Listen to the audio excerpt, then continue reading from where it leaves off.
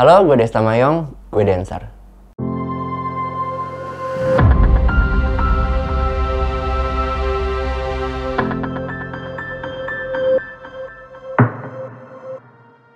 Dance journey aku dimulai dari kelas 2 SD, diajarkan oleh Pak Nyoman dengan genre tari Bali.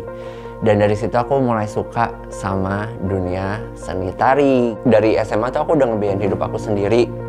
Dan salah satunya pekerjaannya adalah menari gitu. Karena ada satu dan lain hal yang bikin aku harus hidup sendiri. Jadi menurut aku, nari adalah salah satu jalan keluarnya. Karena itu yang aku bisa. To be honest, dulu tuh awal mula aku bekerja itu sebagai penari itu SMA. Karena aku harus mikirnya, gue tinggal sendiri, gue masih sekolah, gue mesti bayar uang kontrakan, sekolah, dan biaya hidup gue sendiri.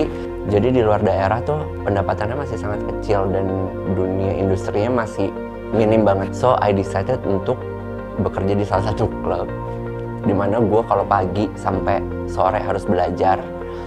Habis itu gue mesti ke klub untuk JR dan latihan, dan pulang pagi lagi, dan pagi mesti sekolah lagi. Itu salah satunya gitu. Sampai akhirnya ke Jakarta dan ketemu dengan dunia industri yang seperti kita tahu gitu.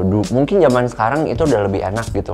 Maksudnya kayak semuanya sangat friendly, sangat baik gitu, dan opportunity juga banyak kebuka. Tapi kalau untuk waktu dulu aku ngalamin sendiri itu sangat susah. Dan aku bersyukur banget untuk kesempatan yang aku punya dulu, maksudnya bisa direkrut dan ditemukan gitu. Awal mulanya itu aku kan ikut salah satu komunitas di Gelora Bung Karno, namanya Flow Pub. Nah di situ aku belajar selama kurang lebih 2 tahun. Lalu awal mula diajak itu oleh Om Arinto dari Alpha Plus, dan sejak dari situ akhirnya aku mulai terbuka jalannya, akhirnya bisa ikut berbagai dance company, dan juga sampai akhirnya ada kesempatan untuk jadi backup dancernya para penyanyi-penyanyi gitu. Menurut aku kalau untuk di dunia industri sendiri, yang dulu aku dikasih ilmunya sama guru aku, Miss Alicia kasih, lo bukan cuman harus bisa satu genre aja, tapi di industri lo harus bisa banyak tipe dan jenis tarian gitu. Karena saat kita audisi,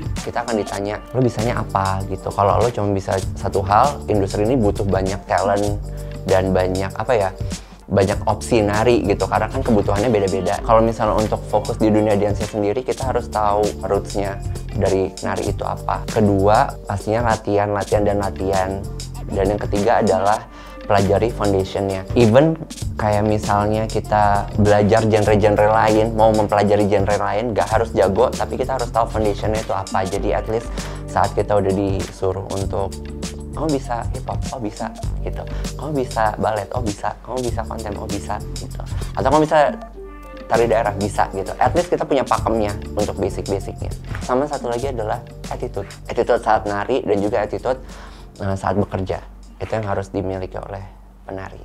Jadi titik terendahnya adalah saat salah satu guru aku bilang kalau misalnya postur badan aku itu kan kurang bagus belakangnya gitu, memang ada kekurangannya gitu. Jadi itu dinilai kayak lo nggak akan bisa lama di dunia ini dan lo nggak akan bisa berhasil di dunia tari gitu. But I prove them that mereka salah gitu, kayak ternyata gue bisa kok dengan kekurangan gue bisa keluar dari itu dan gue bisa survive sampai sekarang. Dan yang kedua adalah dari internal sendiri, maksudnya lingkungan internal sendiri yang bilang kalau gue adalah anak manja dan nggak akan bisa survive hanya dengan mencari nafkah di dunia tari gitu, atau survive di dunia tari. But ternyata gue masih hidup sampai sekarang. Yang bikin aku bangkit, gue mau keluar dari kehidupan yang mengekang aku. Pastinya ingin bebas sih, satu. Yang kedua, yang akan jadi nomor satu juga alasannya adalah karena Eyang gitu. Karena dari kecil yang tahu gue suka nari adalah Eyang almarhum gitu. Dan sampai sekarang pun kalau misalnya gue dimanapun gitu, gue selalu nganggep ada Eyang gue, karena Eyang yang percaya sama gue kalau bisa gitu. Jadi kalau semua orang kayak beda, tapi kata Eyang gue, kamu tuh cucu saya beda sendiri, memang agak lembut tapi saya yakin kamu bisa sukses di jalur kamu sendiri gitu. Pencapaian tertinggi yang aku alami, satu adalah pastinya pengembangan diri, bukan cuma dari segi fisik tapi juga mental. Menurut aku itu achievement yang nggak semua orang punya dan akan dapat gitu. Terus yang kedua adalah I can prove myself that I can do it.